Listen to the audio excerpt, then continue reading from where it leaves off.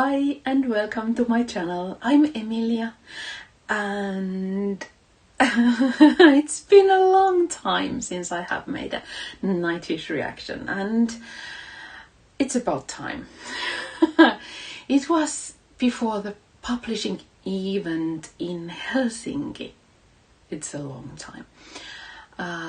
It was a beautiful or a lovely event. Although I did hit my head when we were returning home the next day. I fell and hit my head and got a concussion and had to be really careful for weeks. And so that's why you haven't heard about me for a while, because I just couldn't do it. But here I am, and first I want to tell a few words about publishing event, because so many of you have asked about it, and I thank you so much for all your lovely questions about my well-being, because I have been gone for a long time. Thank you so much. I really am so happy that there are some people out there who care for me. Thank you. And thank you for all the most gorgeous, long, detailed, wonderful comments you have written to me. Thank you. I really love them all. I love you all. But about the event. There are around, I think, 600 of us in Helsinki in the Yesterwynde album publishing event. And I was there with my husband and my sister and her husband and our friend. And we had such a lovely time. And afterwards we went to a dinner and discussed all about it and analyzed and compared our experiences and thoughts. And I thought then, and I think now that it would have been so wonderful to be able to share those moments with you. And by the way, I haven't read the lyrics. Can you believe it? I bought the audio book with the illustration and lyrics from the event, and I haven't read the lyrics yet. And I have listened to the instrumental version because I love that CD so much. Because I wanted to keep the songs fresh for these reactions, so I can't wait. And at this point, I'm not going to tell you which song is my favorite one. Can you guess it? Please let me know, leave a comment, and please tell me which song is your favorite and why. I would really love to know. Now, I think, what should I tell you about it? The music video directors Ville Lipiäinen and Stobe Harju were there, and Kai Hahto were there too. And they told us some really funny snippets of information like that. Because a band should appear in a music video every once in a while, they say, they decided to do that in Perfume of the Timeless music video. And then they decided that, okay, 3 seconds is way too much. And they cut that in half and they appear in that they're in the video for 1.5 seconds. Or was it that 1.5 seconds was really way too exaggerated, too much? I don't remember. It could also be that. No, it can't. It has to be 1.5 seconds in there. And the event was in in Tennispalazzi, which is a really big theater, movie theater in Helsinki. And it was in this big Dolby Atmos theater. And I do not know what went wrong, but the sound quality was, let's put it nicely, it wasn't at its best. Because the entire bass was missing, which was a bit unfortunate because, you know, we were supposed to be listening to heavy metal, and the entire bass, the foundation, the low notes, the, you know, yeah, it was missing. But we enjoyed it really, really much anyway. We were asked to not to have our phones during the event, so I have only one photo of this event. Now I start or continue my reactions with, let me concentrate and bring my Greek gear on. Antikythera mechanism. It's hard, Finnish, English and Greek, but you know, Antikythera mechanism, because well, according to my husband and my sister, I had the widest smile on my face throughout this song, and they found it hilarious when I whispered them as an explanation. Sexagesimal system. No, my mathematical skills are impressive. I have absolutely none whatsoever. I think that's impressive. So, but I know my sexagesimal system, although I can't pronounce it in English, but it's Sumerian one. So of course it's my favorite topic in the whole wide world, besides Nightwish and Finnish mythology. But for example, it was well over a year ago when I asked from my husband if I could derivate or do how, I don't know the words in English, but derivation, how derivation can be done using sexagesimal system. And he looked at me for a moment, and then he laughed and hugged me and asked if I had yet another brilliant ideas of mine for my book, and that this one he really wanted to see. And you can imagine my complete delight when I found that Thomas had written a song including 60 and sexagesimal system and Sumerians and all that. But for the record, I was there first. Sorry. Like I was with my ammonite-shaped canvas there. And silk and lace. Just so you know. But now to the... Oh, sorry. One more thing, because I almost forgot a really important thing about the publishing event. The album cover.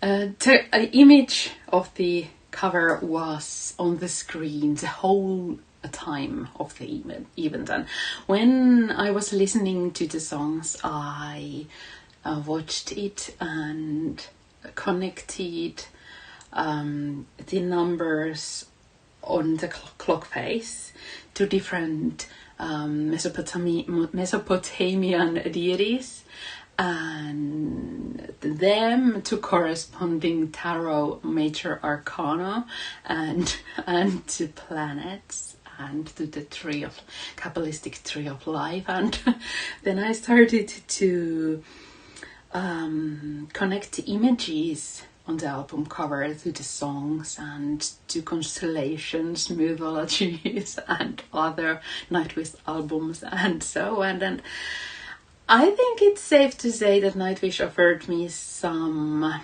high quality brain time or a high quality time for my brain. Now, Antikythera or Kythera. I'm sure you know, at least by now, what it is. So I'm not going to explain you how it works. Don't worry. I just want to say that I do love how Thomas has included one of my favorite things in his songs. It's a celestial thing found from sea. Think about that for a moment. All the metaphors and meanings of that alone offers so much. But of course, I know it's a Greek thingy, but it leads us to Sumerians because it's used Egyptian calendar and can be tracked down to my beloved Mesopotamia and Sumerians. Sorry. But, you know, during the publishing event, I caught only a couple of words from all of the songs because the sound quality was so bad. And from this song, I got the word 60. So I can't wait to dive into this. So Nightwish and Antikythera Mechanism.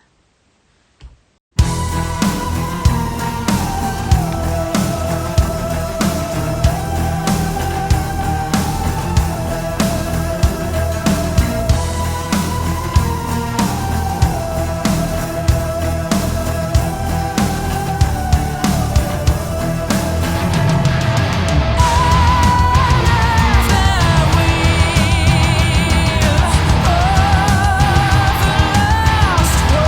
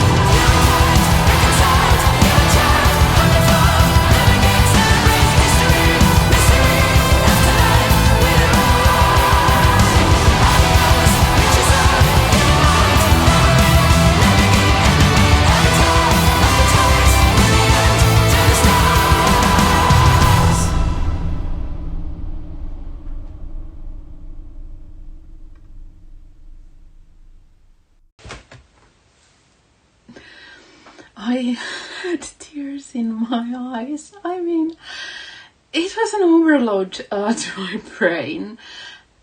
It was so full, so much everything, so much going on. But I wonder if that's the whole point, because it's like our whole existence compressed into, what was it, 4 minutes? Can you expect less than full? From the beginning, the sound of this song is really metal. Well, duh. What I mean, it has very many different kind of metallic sounds in it. I can't explain it better than that. Behind Empu's massive sound, there's something more acoustic, strings maybe, and something else too. A lot of something else, but something that it makes the sound shimmer. It's like stars everywhere in the heavy darkness. And in the first listen, in the publishing event, I felt I was floating in space while listening to this, and I think it's because of this, and I felt warm, and now too. And in some peculiar way, this song reminds me of endlessness.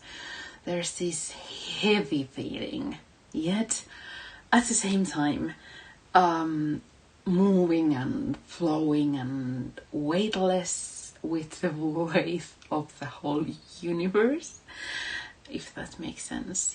Darkness with light, light with darkness. Using Thomas's words from G to E minor and back again. And Empu was fantastic, and so was Guy, and Floor managed to sound so very godly. In the middle section,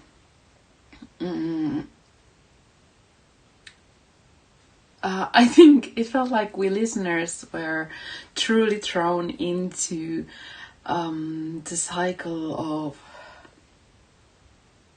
Not cycle, well, yes, cycle too, but I'm trying to find the words. Weave and wheel of the universe. It's the last ride of the day. And I think I really need to create mechanical canvas about this song. I really have to do a creative reaction. And also I wonder if this was in Middle Eastern scale, because there were actually only a few chords maybe, and it sounded a bit like my lyre harp, which I have tuned to Phrygian scale. Note to self, try this. Definitely, yeah. But the disharmony, not actually, but the fullness of it, it's unsettling. Yet somehow at the same time it touches, for me, something really deep inside me, something deep and primal and familiar maybe, and something really right, something that touches some part of me in a way that makes me cry, which is surprising, not from a Nightwish, but from a song like this. What is it? Is it the chords, the harmonies? what is it? Except Sumerians, of course. But and also part of me is crying happy tears because this is an archaeologist's dream song. I mean, there are archaeological references all over in there. And for a nerd like me, 60.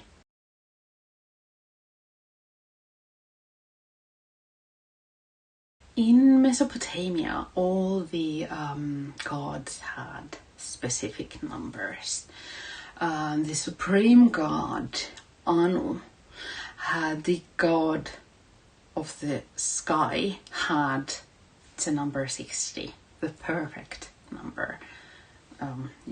Sexagesimal system, hours, minutes, everything.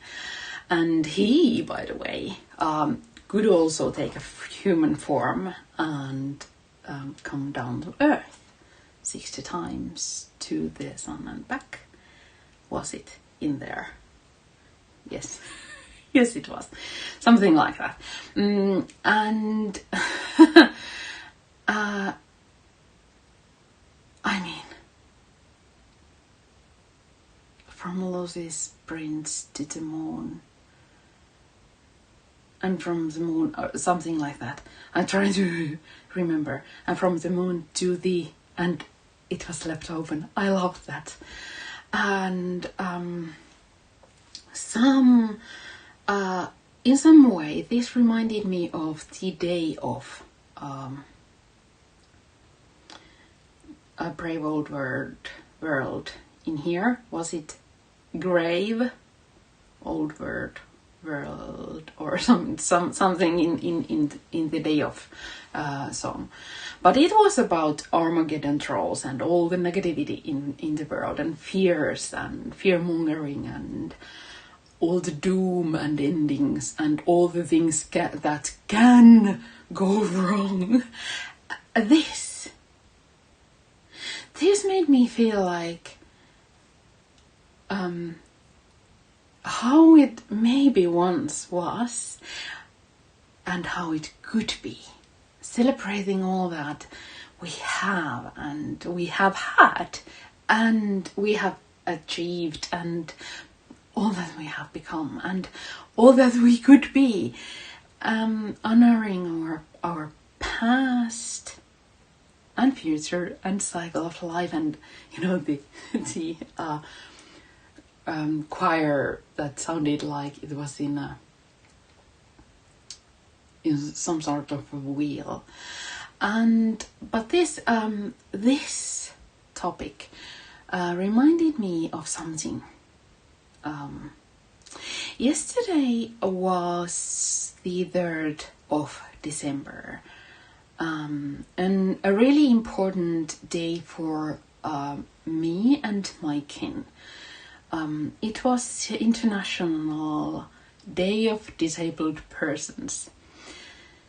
The United Nations wants to remind with it us all how the disabled person, us disabled persons, should have the same rights as everyone else. I know, it's an utopian dream. But it made me think, this song made me think about how to put this. Believe me, it relates to this song for me. And Nightwish always makes me think, which I love. But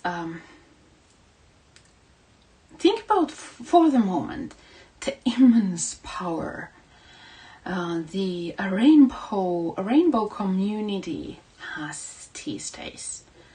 They are heard as it should be, as they should be. As a major minority group, can one say that? They know what it is when you do not belong, when you are not accepted, when you are not heard nor seen, when you are practically not. We disabled people, I think we are one of the most invisible, unheard group of people on this planet. And I don't know what it is.